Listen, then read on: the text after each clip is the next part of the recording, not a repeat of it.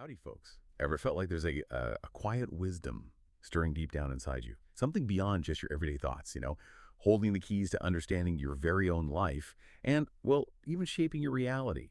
What if some of those ancient insights, maybe even those once laid out in sacred texts, could actually be understood through the sharp, clear lens of modern science? Well, welcome to the Deep Dive. Here in Overton County, we'd like to get right to the heart of things. That's just what we aim to do. Cut through all the noise, bring you the essential nuggets of profound knowledge. Today, we're fixing to take a real good deep dive into heart wisdom, claiming reality through quantum coherence. We've pulled together some truly fascinating sources that reveal how your own human heart, believe it or not, possesses an intelligence all its own, how this connects directly to your subconscious mind, and how a seemingly lost ancient prayer technology, well, when you understand it through modern quantum science, it can empower you to manifest real change and even healing in your life. Our mission today is just to give you the clearest, most practical understanding of this incredible connection right here, right now. All right, now let's unpack this right off the bat. Most of us, we think of our heart as just a mighty fine pump, right? Pushing blood all around. But did you know our sources reveal a truly revolutionary discovery back in 1991? It completely changed our understanding of this vital organ. Turns out your heart contains about 40,000 specialized cells. They're called sensory neurites. And these aren't just ordinary cells, mind you. They're essentially miniature brain cells operating independently right there in your heart, giving it its own capacity to think, remember, and even learn. This finding, it just fundamentally changes our view, doesn't it? From a mere pump to, well, a center of profound intelligence. It really does. And what's truly fascinating here, if we, connect it to the bigger picture, is the distinction. Unlike the brain in your head, which, bless its heart, can sometimes get all tangled up Oh, yeah. in those endless loops of doubt, criticism, circular logic, just spinning its wheels sometimes. The heart, it operates without those filters. It gives you quick, concise, and very direct information. Direct. Very direct. Now, the brain certainly excels in logical thinking, reasoning, all that, but the heart provides a different kind of wisdom. Unfiltered. It's like a direct knowing, not bogged down by overthinking or second guessing, kind of like a clear, calm stream compared to maybe a swirling eddy. That's a powerful distinction, isn't it? Right. But okay, for many of us, our brains are often filled with noise, conflicting advice maybe about a big health decision or trying to figure out what a strange dream really meant last night. How then do our sources suggest we truly access this heart wisdom? What's the practical bridge between our logical minds and this unfiltered insight from the heart? Precisely. And that's the key, right? The sources explain that by cultivating a specific signal, it's a zero point 0.1 hertz signal between the heart and the brain. You do this through what they call feeling-based practices. Feeling-based, okay. Yeah, it establishes a kind of hotline to the subconscious. Yeah. Think of it less as some complex scientific thing and more like deliberately immersing yourself in feeling your emotions as if your desired outcome has already happened. That's the key. Idiotic, yeah. That's your personal hotline. It bypasses the mental roadblocks, directly informing your deeper self. It's like getting a direct line to the Lord, maybe, instead of going through a switchboard operator, Yeah. I like that. And here's where it gets really interesting. There's this beautiful concept from Cherokee heritage, which our sources mention. It's called shanteya, often translated as the single eye of the heart. Okay, Yeah. And it isn't just poetic language. It refers to that deep, intuitive knowing, the kind that cuts right through all the mental noise, revealing what is uniquely right for you in this very moment, and guiding you directly on your authentic path. This is how you can actually query this inner intelligence for answers, rather than, just relying on external interpretations or plain guesswork. Knowing what's right for your path. Exactly. Not just what's generally accepted. Okay, so that opens up a fascinating question then. If our heart is so directly connected to our subconscious, how does that translate into, well, manifesting real change in our lives down here in Overton County or, anywhere else? This next insight from our sources, it genuinely reframed how I've thought about manifestation. It really did. It delves into this subtle but honestly monumental difference between what we commonly call intention and a far more powerful ancient way of creating our reality. Many of us casually say, oh, I intend for this to happen or I intend to manifest that. But it turns out, according to these sources, this can actually be, well, self-defeating. When you state an intention, it often implies this open-ended desire, right, without a predefined outcome. And the universe, which our sources suggest interprets language, quite literally, Very literally. might just keep that intention in a perpetual state of readiness. It just stays ready, never actually, materializes. And if we connect this to the bigger picture, this powerful concept, which the sources call claiming, involves starting with the outcome, as if it has already occurred. Starting there. Okay. Yes, this is described as a form of prayer believed to have been lost from modern Christian texts, maybe around the 4th century. On a quantum level, the understanding is this: all possibilities already exist. All of them. All of them.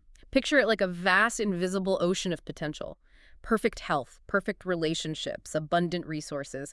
It's all there in what our sources describe as the quantum soup, or the divine matrix. The divine matrix. Yes, that field of pure potentiality, where all possibilities are just waiting, unmanifested. The idea is that we can literally collapse one of those nebulous possibilities into our tangible reality. Collapse it. How? Well, by harmonizing the heart and brain. Yeah. And leveraging the heart's incredibly powerful electrical and magnetic fields. I mean, it's actually 100 times more powerful electrically. Wow. And a staggering 5,000 times more powerful magnetically than the brain, which is just astounding when you think about it. Yeah, that's huge. It is. So individuals can reach into this quantum soup of possibilities. This isn't just theory. It's about harnessing a real internal energy.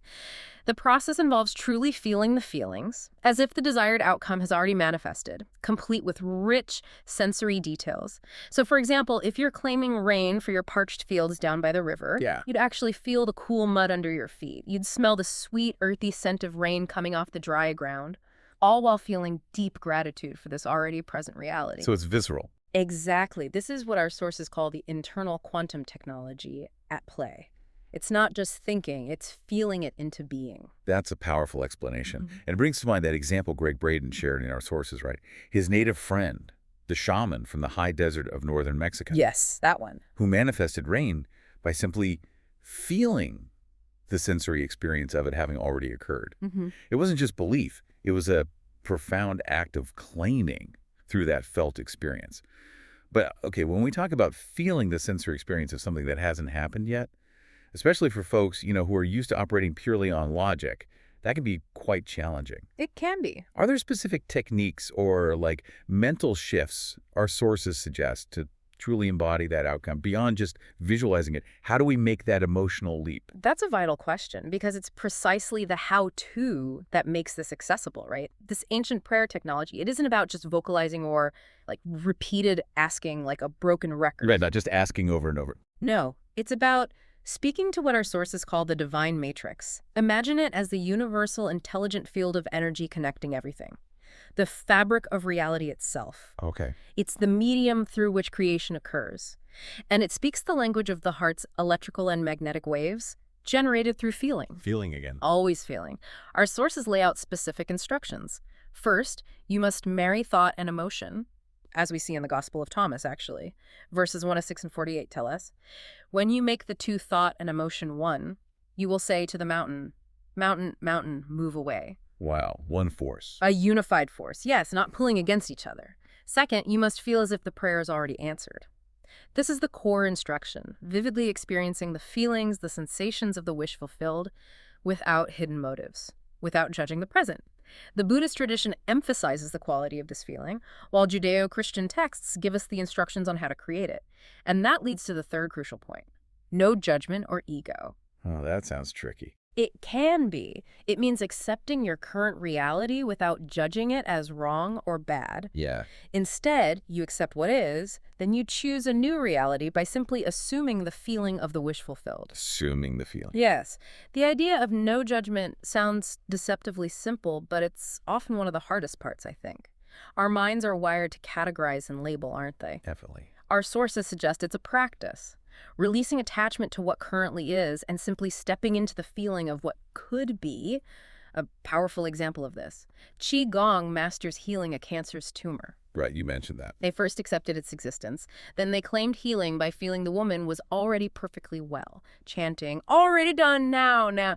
They didn't fight the illness. They embraced a new reality. And what's truly remarkable, as a couple of folks who spent a bit of time with old scripture, is how our sources highlight that fascinating detail about a lost biblical passage. The King James Bible's John 16.23-24, where it says, Ask and ye shall receive. It's presented as a condensed version, maybe edited. That's what they suggest? The original Aramaic translation, as our sources explain it, contained crucial missing instructions. Ask without hidden motive and be surrounded by your answer. Be enveloped by what you desire, that your gladness be full. Be enveloped by it. Yeah. It's not about just speaking words, is it? It's about being immersed in the feeling of what you desire. Exactly. And it also aligns perfectly with more modern teachings, like Neville Goddard's. He said, you must make your future dream a present fact by assuming the feeling of your wish fulfilled. It all connects. It really does. Yeah. It just goes to show how much wisdom might have been subtly, nudged aside over the centuries. Okay, so this all sounds incredibly powerful, doesn't it? Almost too good to be true sometimes, like a tale you'd hear from the old-timers on the porch down here. I know that feeling. But does this internal quantum technology, does it actually work in the real world? And then there's that big question. It always comes up when we talk about such immense power. Could this be misused for negative purposes? Or even to harm others, say, someone down the road in Cookville you ain't too fond of? Well, first on whether it works. Our sources provide compelling evidence for what they call quantum healing. There's that film, demonstrating the Qigong masters healing a cancerous tumor in a woman. Just 2 minutes and 40 seconds. Under ultrasound. Right there, observed via ultrasound. They didn't fight the tumor, they accepted it, then chose a new reality by assuming the feeling as if the woman is already healed, chanting, already done, now, now, now. Incredibly. This isn't just theory, it's documented. Right. And Gregg Braden himself, he shares a very personal experience from 2000. He was diagnosed with bladder growth, required surgery. Right. He requested 2 weeks, applied these very principles, and the follow-up at the Mayo Clinic What happened? revealed nothing to remove with no sign of the previous condition. Wow. No sign. No sign. He attributes this remarkable healing to claiming the desired reality, beyond mere belief. It's a profound shift in how we approach our own well-being. That's amazing. But what about the misuse part? Right, the misuse concern, which is a mighty important one, absolutely. Our sources say nature, or the universe, whatever term you prefer, has a built-in fail-safe. A fail-safe? How does that work? The mechanism is quite profound, actually. Whatever one claims or creates, whether positive or negative, will first be experienced within their own body, self, and existence before it manifests in the external world. So it affects you first. Exactly. The implication is clear. If individuals try to abuse this power, try to create harm for others, they will experience that harm themselves. It will essentially destroy them before it can achieve the intended negative impact out there. So boomerangs. In a way, yes. This inherent mechanism ensures that malevolent intentions are self-defeating. It promotes a natural inclination towards cooperative, peaceful, and healing manifestations. For the benefit of all. It's like a divine guarantee for goodness, maybe. Okay, that's reassuring. So for those of us who feel these truths deeply, who are maybe waking up to this inner power, and I reckon there are a fair few here in Overton County feeling that. I think so, too. How do we navigate a world with differing beliefs without feeling isolated? It can be a real challenge, can't it? To live your truth when those around you, maybe they don't share your understanding or even actively question it. It's a lot to take in sometimes. Oh, that's a question as old as the hills, isn't it? How to live authentically. Our sources offer 3 powerful, interconnected keys for maintaining your spiritual truth in such a world. First, live your truth, not by preaching it on every street corner necessarily, Right. but by embodying it in your daily actions. Second, believe in your truth. Cultivate that unwavering inner conviction, especially when external validation is scarce. And third, trust your truth. Let that inner knowing guide your decisions, just like a compass pointing north. Live it, believe it, trust it. Exactly. But the crucial element underpinning all of this is to do it with kindness, compassion, and without judgment or criticism towards others. Kindness and compassion. Absolutely essential. Compassion isn't just a fleeting feeling, it's developed through sympathy, which is recognizing another's suffering, and empathy, which is really feeling that suffering alongside them, putting yourself in their shoes. This leads to the ability to witness another's suffering without judging it or, getting lost in it yourself. Witnessing without judging. Yes. So, living one's truth in the presence of others, even when unsupported, it becomes a powerful practice. For personal growth, for resilience, it's how we shine our light without, dimming anyone else's. That makes a lot of Huh. sense. This whole journey of understanding and feels like it brings together so many different areas of knowledge, doesn't it? It really does. It's like we're pulling threads from different fabrics, science, spirituality, history, and weaving them into something new and whole, something that truly offers a comprehensive understanding of human potential. How do they all truly intertwine to give us this deeper wisdom? That's precisely the grand synthesis our sources highlight. It's beautiful, really. Science, which is relatively young, right? About 300 years old in its modern form, it provides a neutral language, helps us discern what is real and factual. It describes how the divine matrix works. Through observable things like electrical and magnetic fields, it's like the roadmap of the physical world. Okay, the how. The how. Spirituality, on the other hand, with over 5,000 years of documented understanding, Much older. much older, it provides the language to communicate with that divine matrix. Ancient texts, like the Gospel of Thomas we mentioned, and various pre-Christian, Buddhist, Hindu traditions, they offer specific instructions on how to apply human emotion for manifestation. It's more like the instruction manual for the inner world. The instruction manual. Okay. And then there's history. History reveals how key understandings, like that ancient prayer technology, were maybe edited out or lost from sacred texts, which might explain some of the feeling of powerlessness in certain modern traditions. It helps us understand why we might have lost our way in some areas. Seeing the gap. Exactly. So when you integrate these three, science, spirituality, and history, you create a wisdom that's greater than science could ever be alone, or that spirituality could be on its own. Mm. This holistic approach gives us an evolutionary edge, you could say, to not just survive, but truly thrive in the modern world, navigating it with heart wisdom and a clear mind. Now, what a journey this has been, really exploring how our very own hearts hold this profound intelligence and how ancient wisdom, when you see it through a scientific lens, really empowers us to shape our reality. Reflecting on everything we've unpacked today, I mean, from the heart's surprising intelligence to this ancient power of claiming our reality, it really does paint a picture of human potential far beyond what many of us typically consider, I think. The idea that we are literally shaping our world through these inner practices. Yeah, it's a lot to take in the best possible way. And it really does raise an important question, doesn't it? For all of us here in Overton County and, well, everywhere else, if we are all quantum beings, constantly collapsing possibilities into reality through our thoughts and our emotions, what new realities might we collectively create when more of us consciously apply this heart wisdom and do it with kindness and compassion? Imagine what Livingston could become. Imagine what our communities could become. That's a thought to chew on, isn't it? A powerful one. We'd surely love to know what stood out to you in this deep dive. What resonated? Drop us a comment down below with your thoughts. Hit that like button if this sparks something for you. We'd appreciate it. And be sure to subscribe so you don't miss our next deep dive into these fascinating connections between ancient wisdom and modern understanding. Until next time, keep exploring, keep questioning, and keep living from the deep wisdom of your heart. And may the grace and wisdom from on high fill your hearts and guide your steps today and always. May you walk in truth and in peace and in abundant blessings, knowing the light within you shines eternally.